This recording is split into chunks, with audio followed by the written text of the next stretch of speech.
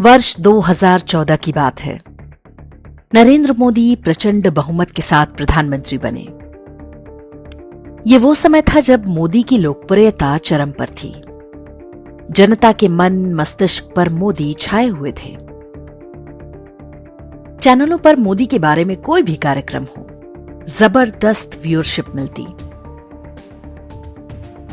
यहां तक कि मोदी के सरकारी कार्यक्रमों के भाषण लाइव दिखाने पर भी छप्पर फाड़कर टीआरपी आती। मोदी के नाम पर मीडिया के लिए मुनाफे की गंगा बह रही थी। सारे चैनल वाले बाल्टी भर भर के बटोर रहे थे। दिल्ली का वही मीडिया जो 2002 के बाद से मोदी के पीछे भूखे भेड़िए की तरह पड़ा हुआ था, मोदी को राजनीतिक रूप से नष्ट कर देने के देसी विदेशी षड्यंत्रों में शामिल हुआ करता था। वो जनता के दबाव और अपने लाभ के लिए ही सही धीरे धीरे रंग बदल रहा था। उन्हीं दिनों की बात है जब एनडीटीवी में काम करने वाले विवादित पत्रकार रवीश कुमार ने अपनी कुंठा और खिसियाहट निकालते हुए एक शब्द गढ़ा, गोदी मीडिया। भारतीय मीडिया सोनिया गांधी की गोदी से उतर न जाए, रवीश कुमार का डर संभवतः यही रहा होगा। लेकिन गोदी मीडिया का उनका जुमला चल निकला। ऐसा माहौल बनाया गया कि मोदी के डर से सारे चैनल उनको ही दिखा रहे हैं। रवीश कुमार का अपना चैनल एनडीटीवी भी मोदी को दिखाकर रसातल में जा चुकी अपनी टीआरपी को बाहर लाने का प्रयास करता रहता था। लेकिन पब्लिक मजे ले रही थी। वो एनडीटीवी को केवल तब देखने जाते जब किसी चुनाव में कांग्रेस हार रही होती। स्क्रीन पर रवीश कुमार का मुरझाया चेहरा देखकर करोड़ों लोगों को एक सेडिस्ट प्लेजर मिल जाता।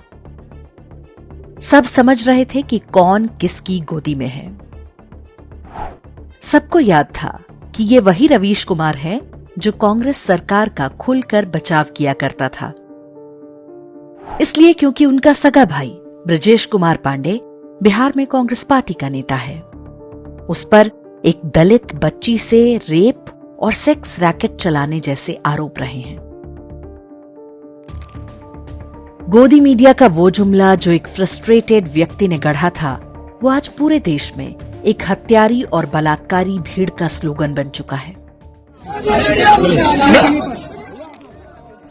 जंतर मंतर पर कॉकरोच आंदोलन और ऐसे कई अवसरों पर यह हो रहा है। गोदी मीडिया के नारे लगाकर किसी भी पत्रकार की लिंचिंग की जा सकती है। बीते वर्षों में ये नारा लगाकर जिस तरह से पत्रकारिता को कुचलने के प्रयास हुए हैं, ये समझना आवश्यक है कि वास्तव में भारत में कोई गोदी मीडिया है। यदि आप भारत की मेन स्ट्रीम मीडिया को देखें तो ऊपरी तौर पर यह आरोप सही लगेगा कि अधिकांश समाचार पत्र और चैनल सरकार के दबाव में काम कर रहे हैं। लेकिन गहराई में उतरें तो कुछ और ही तथ्य सामने आते हैं। अधिकांश मीडिया समूहों के न्यूज रूमों में आज भी वामपंथी, कांग्रेसी और जिहादी पत्रकारों की भरमार है। हम यहां एंकर की बात नहीं कर रहे। एंकर मुखौटा होते हैं। यहां बात पर्दे के पीछे वालों की हो रही है। आप किसी भी चैनल के प्रमुख संपादकीय पदों पर बैठे लोगों की सूची निकालकर उनका सोशल मीडिया प्रोफाइल चेक कर लें, सच्चाई पता चल जाएगी। कुछ अपवाद अवश्य मिलेंगे, लेकिन वे बहुत कम या नगण्य हैं।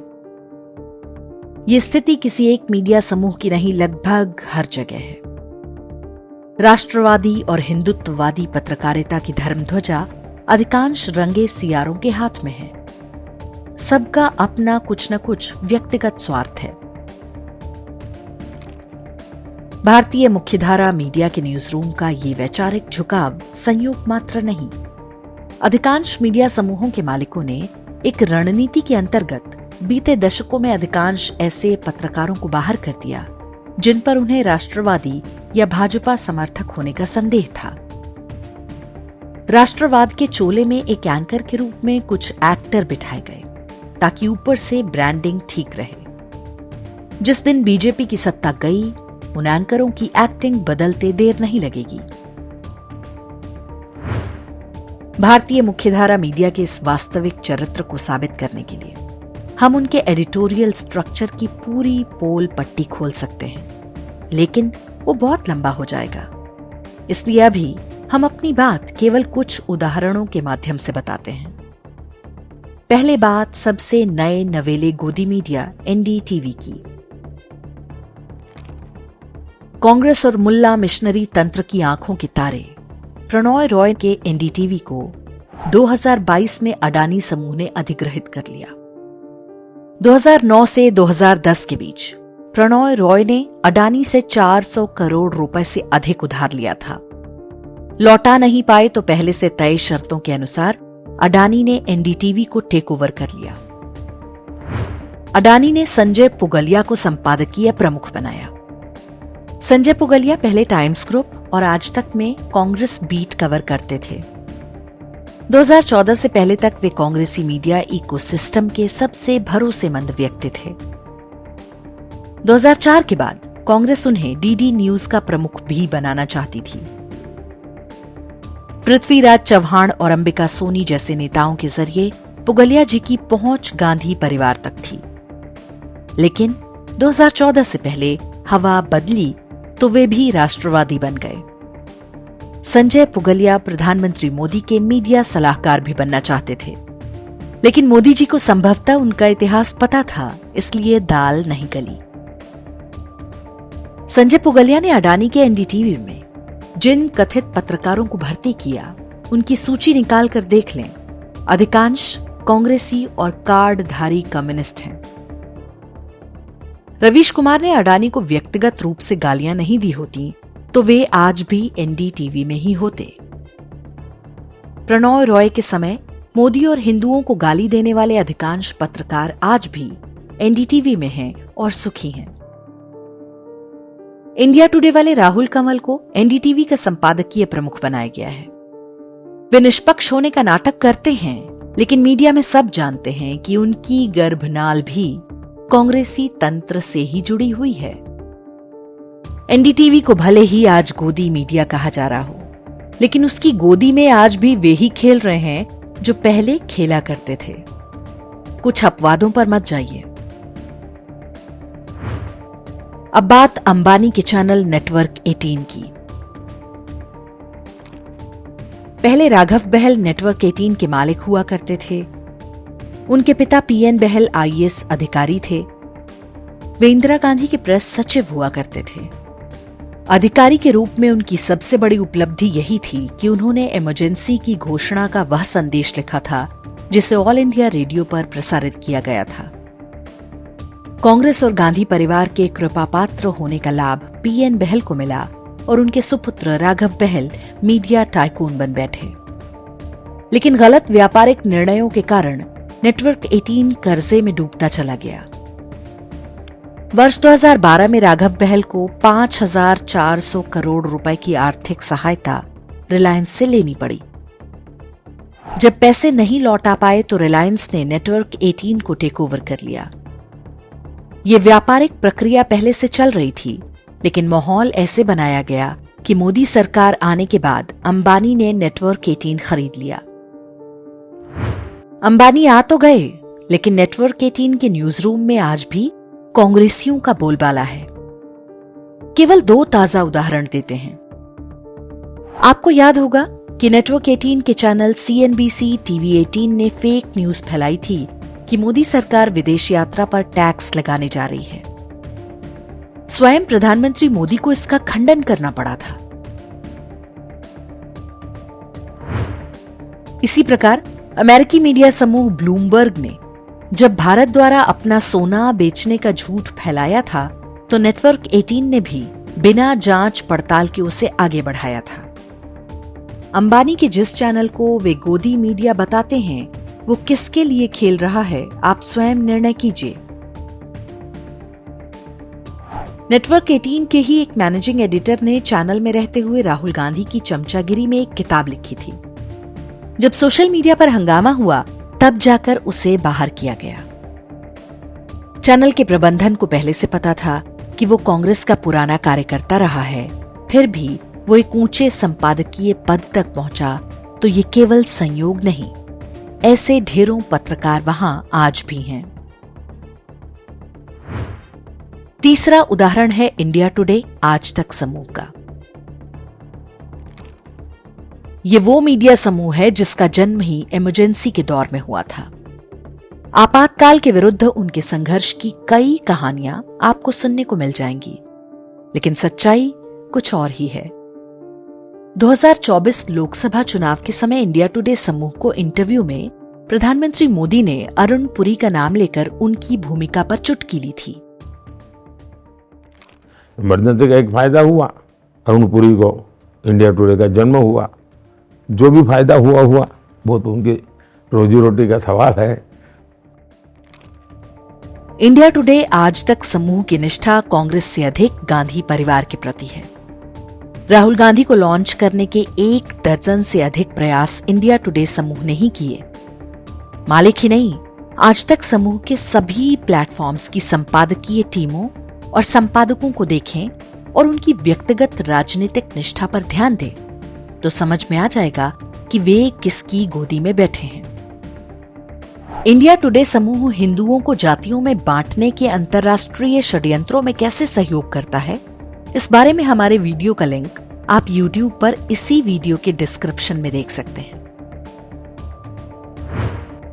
गोदी मीडिया का चौथा उदाहरण है टाइम्स ऑफ इंडिया ग्रुप। यह विशुद्ध धंधेबाज मीडिया समूह है। बीजेपी की सत्ता है, इसलिए उन्होंने अपने टीवी चैनलों को सरकार की जय जयकार करने के लिए छोड़ रखा है। लेकिन उनका फ्लैगशिप अखबार टाइम्स ऑफ इंडिया न केवल मोदी सरकार बल्कि भारत के हिंदुओं को लेकर हर प्रकार के झूठे नैरेटिव को बढ़ावा देने में सबसे आगे रहता है। टाइम्स ऑफ इंडिया अखबार को अंग्रेजों और पारसियों ने शुरू किया था। वहां से ये जैन परिवार के पास पहुंच गया। आपातकाल में जब इंदिरा गांधी ने भारतीय मीडिया को कुचल रखा था, उन्हीं दिनों टाइम्स ऑफ इंडिया का मैनेजमेंट जैन परिवार को सौंप दिया गया। टाइम्स ऑफ इंडिया समूह की संपादकीय नीति पर उस कांग्रेसी एहसान की छाप स्पष्ट दिखाई देती है। भारत में जब भी अमेरिकी डीप स्टेट द्वारा प्रायोजित कोई आंदोलन होता है तो टाइम्स ऑफ इंडिया आग में घी डालने में सबसे आगे रहता है। शाहीन बाग, किसान आंदोलन से लेकर कॉकरोचों के तमाशे तक में टाइम्स ऑफ इंडिया ने खूब अफवाहबाजी की। ये अखबार आज भी शर्जील इमाम और उमर खालिद जैसे आतंकवादियों को स्कॉलर लिखता है। जिस तरह से गोरक्षकों के खिलाफ दुष्प्रचार करता है, उससे संदेह होता है कि इसके बीफ माफिया से रिश्ते हो सकते हैं। टाइम्स ऑफ इंडिया के एजेंडे पर हमारे वीडियो का लिंक आप YouTube के डिस्क्रिप्शन में देख सकते हैं। तथा कथित गोदी मीडिया का सबसे चौंकाने वाला उदाहरण है जी मीडिया समूह। बहुत कम लोग जानते होंगे कि 2007 से 2008 में सबसे पहले जी न्यूज ने ही भगवा आतंकवाद शब्द का प्रयोग आरंभ किया था। जी न्यूज के मालिकों का मुख्य व्यापार चावल का है। जिसकी सरकार होती है उसके हिसाब से अपनी संपादकीय नीति को बदल लेने की जैसी खूबी जी न्यूज के मालिकों में है, वैसी किसी और में नहीं। 2012 के बाद देश की बदलती राजनीतिक हवा को भांपकर जी न्यूज ने स्वयं को राष्ट्रवादी चैनल घोषित कर दिया था। उन्हें आशा थी कि मोदी जी उनके एहसानों तले दब जाएंगे और हर सही गलत धंधे में सहायता करेंगे, लेकिन वैसा कुछ नहीं हुआ। वर्ष 2023-24 में जी मीडिया समूह एक बड़े वित्तीय संकट में फंसा था। मोदी सरकार ने जब कोई सहायता नहीं की तो कंपनी के मालिकों का दिल टूट गया।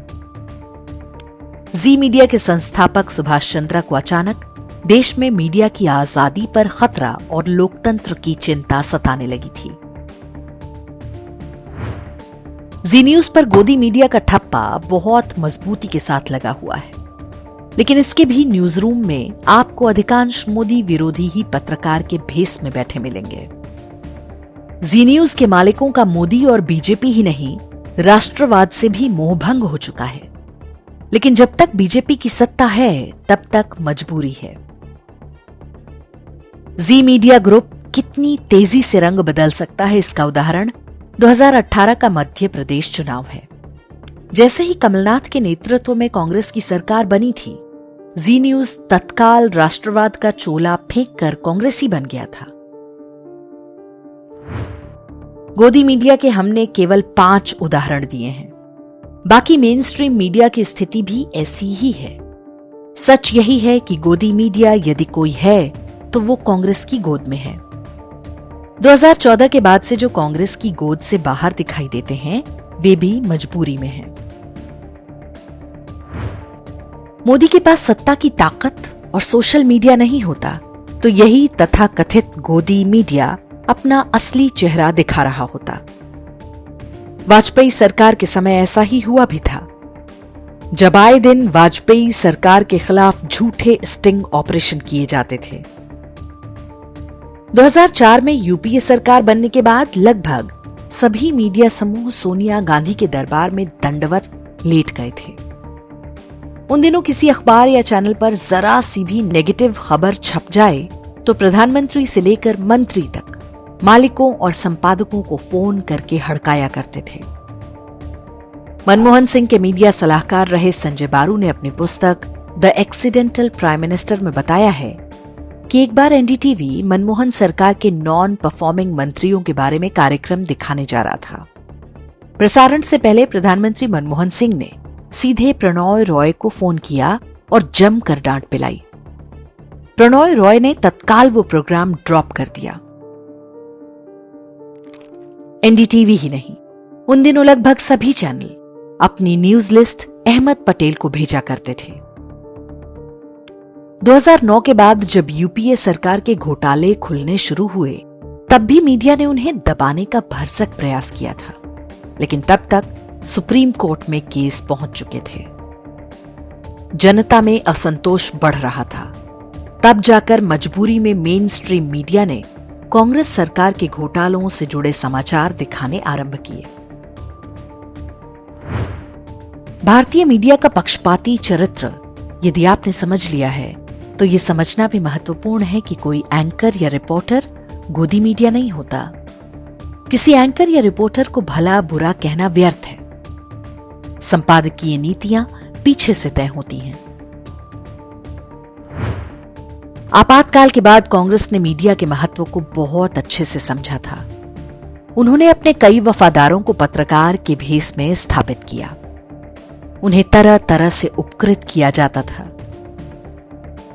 दिल्ली में पत्रकारों की कॉलोनियां बसाई गईं।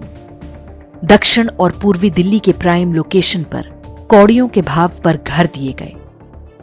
90 के दशक के कई पत्रकारों के पास हरियाणा और यूपी में सरकारी प्लॉट हैं। दिल्ली के किसी भी पुराने पत्रकार से पूछ लीजिए, वो बता देगा कि कैसे कांग्रेस दफ्तर से हर महीने पत्रकारों के नाम से लिफाफे आया करते थे। 2014 तक कांग्रेसी सत्ता के सबसे बड़े लाभार्थियों में पत्रकार थे। प्रधानमंत्री और मंत्रियों की विदेश यात्राओं में सरकारी पैसे पर जाना और मुफ्त की दारू पीने से लेकर नीरा राडिया की दलाली तक बहुत कुछ है जो अब सामने आ चुका है। एनडीटीवी की कितनी पत्रकार कांग्रेसी नेताओं का प्रेम पात्र बनी, उसकी सूची और भी लंबी है। कुल मिलाकर देखें तो पता चलता है कि वो मीडिया गोदी में नहीं बल्कि कहीं और ही घुसा हुआ है। वो बाहर निकले और अपने पैरों पर खड़ा हो, इसी में भारत के लोकतंत्र की भलाई है।